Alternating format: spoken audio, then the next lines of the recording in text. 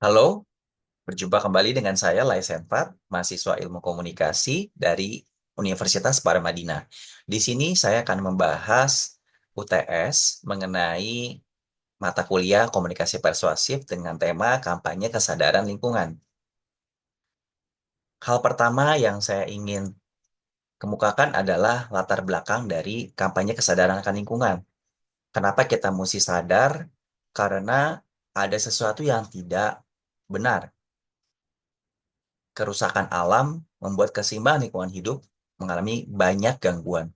Fenomenanya juga dirasakan oleh semua manusia, termasuk pencemaran lingkungan, ekosistem rusak, dan juga kekeringan, serta cuaca. Fenomena juga belum terselesaikan sampai ini, dan dampaknya sangat dirasakan oleh semua manusia. Jadi kita perlu melestarikan segala jenis kesadaran termasuk semua lapisan masyarakat, masyarakat umum, dan juga di dunia perguruan tinggi, seperti di kampus. Dunia kampus juga banyak mahasiswa yang kurang memiliki kesadaran dan perilaku ramah lingkungan. Mungkin kesadarannya tinggi, tapi perilakunya belum terlalu tinggi atau rendah. Oleh karena itu, di sini saya akan menggambarkan bagaimana bahwa tingkat kesadaran dan perilaku mahasiswa di kampus dinilai berdasarkan analisis dari teori reason action. Dan di sini juga kita akan belajar bagaimana kesadaran lingkungan merupakan tindakan atau sikap yang diarahkan untuk memahami tentang pentingnya lingkungan yang bersih, sehat, dan lain-lain. Dan menurut Amos 2008, kesadaran dalam lingkungan hidup dapat dilihat dari perilaku dan tindakannya seseorang dalam keadaan di mana seseorang bebas dari tekanan. Tekanan ini adalah banyak hal yang nanti akan saya bahas. Saya akan bahas dulu pertama dari arti kesadaran lingkungan. Kesadaran itu dipahami sebagai keadaan seseorang yang memiliki pengetahuan yang mendalam dan dapat terlihat dari perilaku dan sikapnya. Dan kesadaran juga diartikan adalah hubungan antara individu dengan lingkungannya sejauh lingkungan itu eksis bagi individu tersebut. Jadi kesadaran ini adalah seperti hubungan diri kepada diri kita sendiri yang kita amati, kita tahu, dan kita merefleksikannya ke dalam diri kita. Itu adalah sadar dan berefek kepada dunia sosial di sekeliling kita. Jadi kesadaran inilah yang menyebabkan manusia untuk melakukan perubahan atau transformasi pada dirinya sendiri. Semacam kalau bisa dibilang peringatan buat diri kita sendiri. Kita sadar bahwa sesuatu itu tidak benar atau tidak tepat. Dan kesadaran lingkungan hidup yang tertanam pada diri sendiri manusia itu berperan penting untuk pembentukan sikap yang positif terhadap lingkungan sekitarnya. Di sini ada 4 faktor kesadaran lingkungan, yaitu faktor ketidaktahuan yang pertama. Didasarkan karena ada rasanya ingin tahu. Jadi, karena rasa ingin tahunya ini tidak ada, maka tidak tahu, inilah tidak sadar. Kalau seseorang itu tahu bahwa lingkungan ini memang harus dijaga, berarti dia akan melakukan kesadaran itu, bahwa dia akan ada sadarnya. Kedua adalah faktor tentang kemiskinan atau yang hidup di bawah rata-rata garis kemiskinan. Kita tahu banyak terdapat di Jakarta, di setiap dunia juga banyak. Kita bahas tentang di Jakarta, di mana banyak orang-orang yang tidak dapat memenuhi kebutuhan hidupnya sehari-hari. Jadi faktor ini memang juga sangat penting bahwa kalau diri sendirinya tidak tercukupi dalam kebutuhan hidupnya, itu bagaimana dia peduli sama lingkungan sekitarnya. Makanya seperti kita lihat banyak contoh yang orang buang sampah sembarangan di kali, di sungai, dimanapun.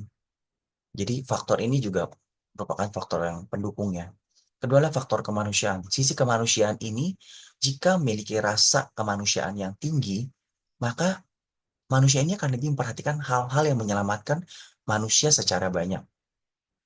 Let's say kita lihat dari sedotan yang kita minum, kita pakai untuk uh, kita setiap hari kita pakai. Dari sini, kalau sedotan kita sadar, kita tahu bahwa sedotan itu terbuat dari plastik dan tidak bisa terurai lagi, kita akan menggantinya pelan menjadi sedotan kertas yang sudah ada diganti di beberapa tempat kopi yang saya tahu, dan juga mengganti bahkan dengan sedotan aluminium atau besi, yang memang efek jangka panjangnya adalah meredam atau mengurangi sekali penggunaan plastik yang tidak baik.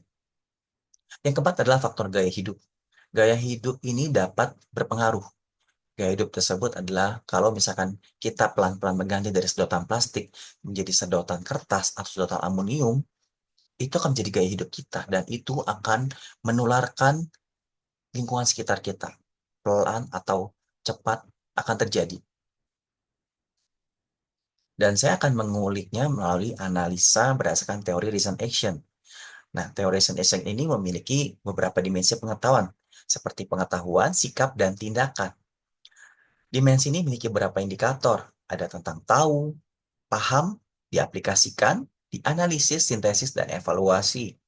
Dari bagian diagram ini, yang paling besar adalah tahu.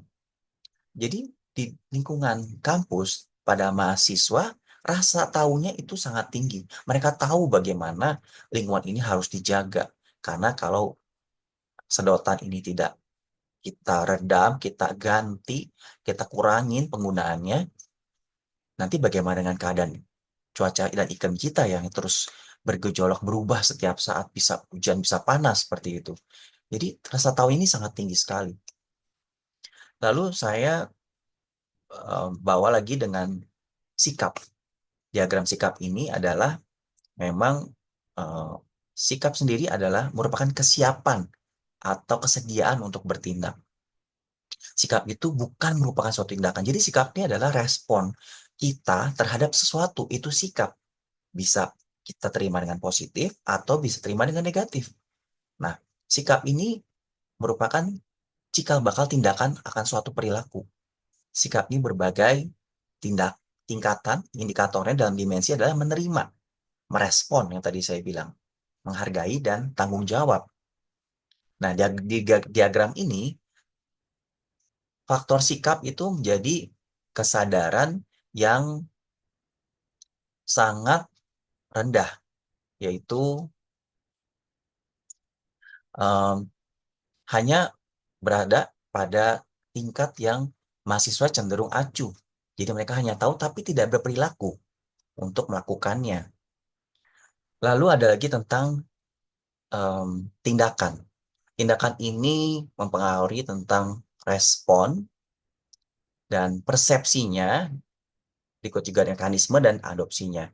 Dari diagram ini adalah bahwa sepertiga responden dapat menjadi pelopor dalam menyadarkan orang lain akan perlunya kesadaran lingkungan.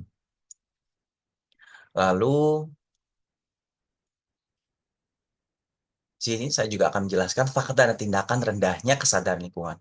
Ada beberapa faktor penghambat kesadaran lingkungan pada mahasiswa. Yang pertama, kurangnya pemahaman tentang masalah dan dampak kerusakan lingkungan. Jadi mereka kurang paham, sekedar tahu, sekedar punya sikap, tapi tidak punya tindakan, itu juga akan berakibat tidak baik. Kedua, minimnya akses terhadap informasi dan edukasi tentang praktik ramah lingkungan. Jadi kalau informasi yang kita dapat di lingkungan kampus kita mengenai uh, ramah lingkungan, go green, pengurangan kertas, penggunaan uh, sedotan, menggantinya dengan sedotan kertas, lalu mengurangi sampah plastik, itu kalau informasi itu tidak ada seperti kita dan di-remind terus-terusan, itu makanya kita sangat minim menerima informasi itu. Baik di sosial media, itu harus terus didengungkan. Yang ketiga adalah motivasi yang rendah dalam kegiatan di luar akademik.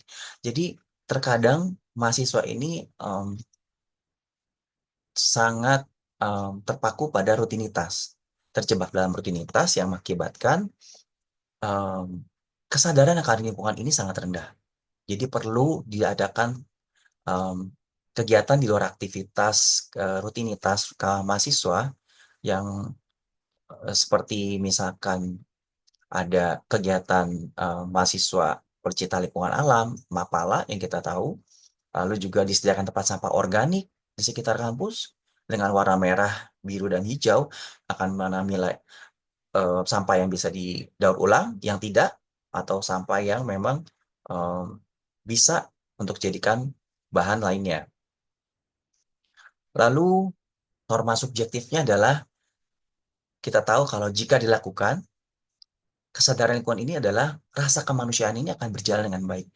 Yang seperti tadi saya bilang, rasa kemanusiaan ini timbul kalau kita melakukan sesuatu ini bisa menyelamatkan dampaknya pada orang banyak. Lalu gaya hidup ramah lingkungan yang berpola secara berulang. Jadi gaya pola yang tadi saya bilang, kita mengganti sesuatu yang plastik, eh, tempat makan plastik atau styrofoam jadi tempat makan yang kita bawa setiap hari yang bisa kita cuci.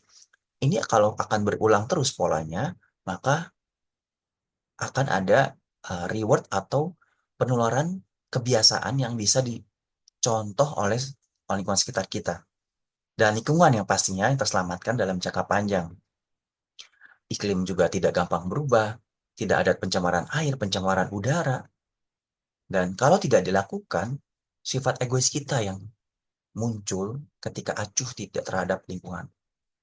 Jadi sikap bodoh amat ini yang pasti kecuekan, keteracuhan kita pada lingkungan ini sangat berdampak tidak baik.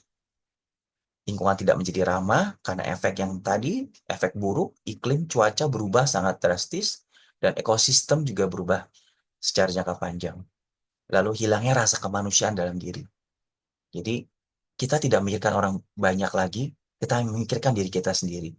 Kita tidak memikirkan anak cucu kita nanti pada waktu 20-30 tahun lagi, kalau saya memakai plastik ini terus, memakai bahan-bahan yang tidak terurai, bagaimana akan dampaknya terhadap lingkungan sekitar saya? Lalu ada strateginya berdasarkan sikap dan norma subjektif. Yang pertama adalah memfasilitasi tempat sampah di lingkungan kampus yang terbagi dari 3 jenis bagian sampah. Yang tadi merah, hijau, dan biru. Lalu masang spanduk mengenai dampak ramah lingkungan, daur ulang terhadap alam sekitar, merencanakan program Go Green pada kampus mengurangi sampah plastik, cerdas memilih kemasan makanan minuman, lalu sampai sedotan juga, sampai pada hemat energi. Listrik tidak terpakai harus kita matikan, transportasi, seperti itu. Dan membuat komunitas mahasiswa pecinta alam dan aktif di sosial media kampus. Kampus harus membuat suatu aplikasi, misalkan Smart Student Safe Planet. Jadi setiap kali mahasiswa membuang sampah yang bisa daur ulang dengan tepat, lalu diabadikan di aplikasi, lalu akan mendapatkan reward atau poin untuk tukarkan ke merchandise menarik misalkan. Lalu harus berkampanye yang memang membuat menarik mahasiswa. Tunjukkan kecerdasanmu dengan memilah sampah dengan tepat. Seperti itu misalkan contohnya. Lalu kesimpulan saya, jadi memang tingkat kesadaran mahasiswa berada dalam kategori yang tinggi, kesadarannya. Tapi tingkat perilakunya berada dalam kategori rendah. Jadi hal ini menggambarkan bahwa mahasiswa sudah berada di tahap sadar di mana perilaku ramah lingkungan itu penting, namun implementasinya masih rendah. Jadi kesadaran ramah lingkungan ini hanya sebatas teori dan tidak dipraktikkan oleh seluruh mahasiswa yang menjadi responden. Dan juga kampus harus memfasilitasi kesadaran akan ramah lingkungan yang tadi, dan juga implementasinya yang ramah lingkungan, terus wujud nyatanya dan fasilitas yang dapat diberikan kampus seperti kegiatan ekstrakurikuler, Mapala, seperti mata kuliah pembangunan berkelanjutan juga yang diwajibkan di setiap fakultas. Harapannya adalah dengan fasilitas mata kuliah berkelanjutan ini, agar mahasiswa memiliki pengetahuan tentang isu-isu lingkungan nasional maupun internasional yang harus terus diingatkan dan di-remind kepada setiap mahasiswa. Dan hal lain yang ada juga adalah penggalakan program Green Campus yang memiliki fasilitas kampus yang berorientasi pada perilaku ramah lingkungan. Contohnya sosialisasi Green Campus, workshop, seminar berkala, himbauan berupa pemasangan spanduk maupun poster, dan juga kegiatan ekstrakurikuler yang seperti itu. Tujuannya adalah mendorong sikap sadar ramah lingkungan ke dalam perilaku sehari-hari. Saya rasa cukup sampai sekian penjelasan saya. Semoga bermanfaat dan sampai berjumpa lagi.